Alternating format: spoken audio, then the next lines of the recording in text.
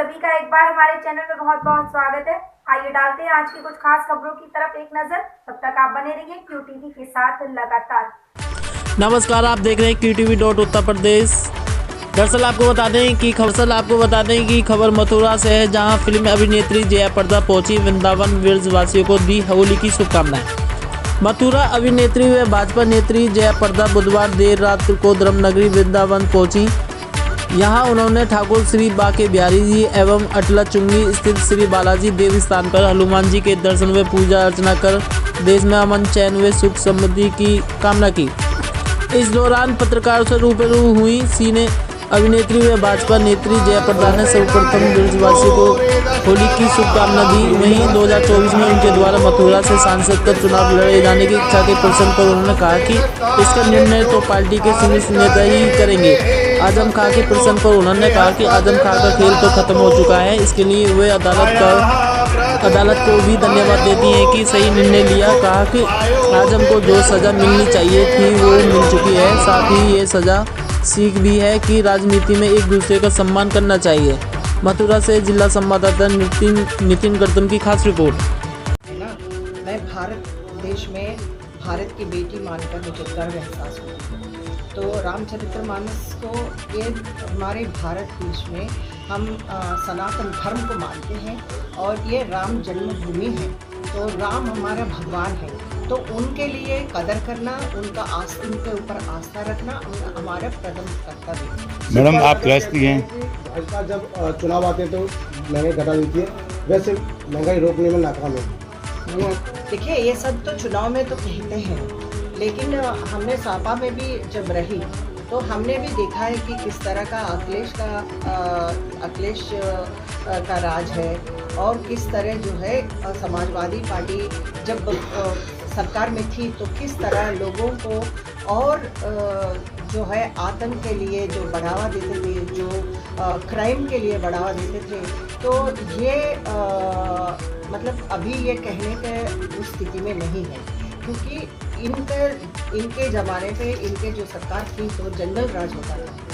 लड़कियों को बाहर जाने में तकलीफ होती थी। वो बच्चे बाहर जाती हैं, स्कूल जाती है तो माँ बाप के लिए अंदर कितना डर होता था, धड़कन होता था, हमें पता है, क्योंकि मैं भी एक माँ हूँ। लेकिन आज एक राम राज हमारे भारत देश में हम एक स्थिर रखने के लिए, हम लोग महिलाओं को सम्मान देने के लिए पूरी कोशिश है। और धन्यवाद कहना चाहती हूँ मैं आदरणीय मोदी जी को और अपने योगी जी को भी, क्योंकि उन्होंने इस स्थिति जो भारत देश में हम लोग उनको सर उठा के आज G20 हमारे भारत देश में मनाने के लिए यहाँ पे G20 को यहाँ पे ला रहे हैं, ये बहुत गर्व की बात है। आपने क्राइम की बात की है, प्रयागराज में शूट आउट अभी के बारे में क्या कहेंगे? देखिए, जो दोषी है उसको सज़ा पाना चाहिए और वहाँ पे जो कुछ भी प्रक्रिया होना है कानून के तरफ से और पुलिस के तरफ से वो कार्य हो रहा है। तो किसी को छोड़ने का जो सज़ा है, जो दोषी हो उसको सज़ा पाना ही है।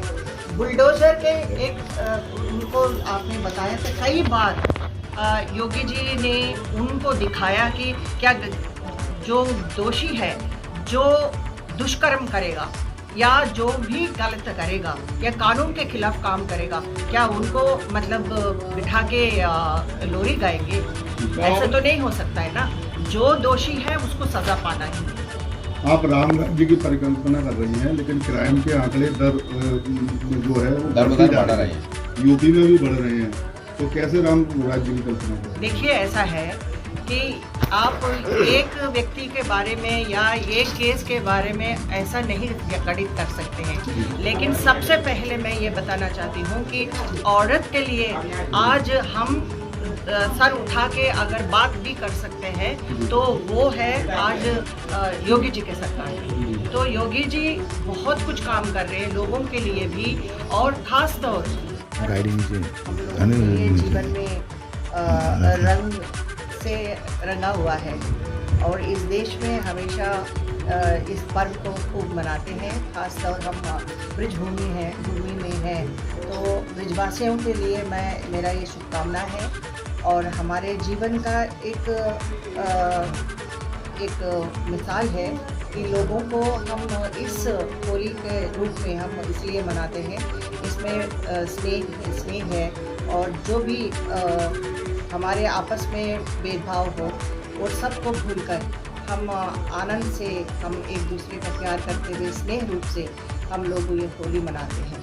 और कृष्ण का जो भूमि में हम लोग यहाँ हैं तो राधा कृष्ण का जितना हमारे जो प्यार है, उनके जो आस्था है लोगों में, ये भूमि बहुत धन्य है और यहाँ पे होली खेलना एक अद्भुत फील है। क्या हेमा जी अभी सांसद हैं 2024 में, आपका क्या लगता है कि कहाँ से आप चुनाव कर सोच हेमा रहे जी और हमारे बीच में लड़ाई कराना चाहते हैं? हैं? यानी कहाँ से आप जा रहे हैं?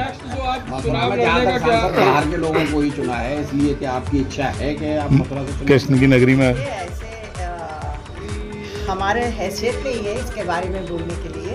हमारा और हेमा जी का बहुत स्नेह है और हमारे बीच में लड़ाई मत कराइए। और हेमा जी अभी भी सांसद है, सांसद रहेगी। जो कुछ भी हम फिल्मों के अलावा भी हम एक दूसरे को बहुत प्यार करते हैं। हेमा जी हमारे लिए बड़ी बहन है, तो हम हमारे बीच में लड़ाई आप मत कराइए। और आगे का जो चुनाव है, मुझे रामपुर से लोगों ने मुझे परिचय दिया है और आगे अगर मुझे कहीं पे भी अगर लड़ना हो तो वो शीर्ष नेता लोग पार्टी में बीजेपी के हैं, तो वो उनका निर्णय पर आधार। रामपुर की आपने बात की, आजम खां को लेकर और उनको लेकर क्या करेंगे? मैंने कह दिया कि मैं धन्यवाद कहना चाहती हूँ बीजेपी को। इसलिए मैं यहाँ इसलिए हूँ कि इस पार्टी में कि महिलाओं को रक्षा करना, महिलाओं का उनके बारे में उनके लिए सम्मान करना बीजेपी में बहुत हमारे लिए हुआ है। क्योंकि मैं सोचती थी कि समाजवादी पार्टी में जब थी तो उस समय पे मैं अकेले एहसास करती थी, मुझे कोई रक्षा करने वाला नहीं होता था। लेकिन आज़म का खेल खत्म, तो आज़म अभी वोट देने के लिए भी या वोट डालने के लिए भी उनका हक नहीं रहा। मैं आदरणीय अदालत को भी मैं धन्यवाद कहना चाहती हूँ कि सही समय पे उन्होंने इस तरह का जो आदेश मिला है और आज़म को जो सज़ा मिलना चाहिए वो तो मिल चुकी है। बट एक सीख है लोगों को, अगर राजनीति में भी एक दूसरे को सम्मान करना चाहिए। अगर आप हेट स्पीच देंगे या दूसरों को दूषित करेंगे या दूसरों के बारे में गलत टिप्पणी करेंगे तो जैसे आज़म को हुआ है वैसे सबको। आप सपा से खुद रही हैं, नेता सांसद रही हैं, लेकिन अब वर्तमान में सपा के कुछ नेता रामचरितमानस को फाड़ रहे हैं और आप आज हनुमान जी के दरबार में हैं, तो क्या कहेंगे? होली मनाने में डरते थे उन लोगों के आज वो जो कावड़िया जो जाते हैं वो भी हमारे वो आदर्श एक दिखाया है कि वो लोगों को भी दूसरों ने कोई भी ऐसे गलत काम ना करे ताकि कावड़ियों को भी उनको तकलीफ हो। मैम, आप महिलाओं की बात कर रही हैं, त्यौहार से ठीक पहले महिलाओं के चूल्हे पर मार लगी है, महंगाई की, सिलेंडर महंगा हुआ है, इस पर आप क्या कहेंगे?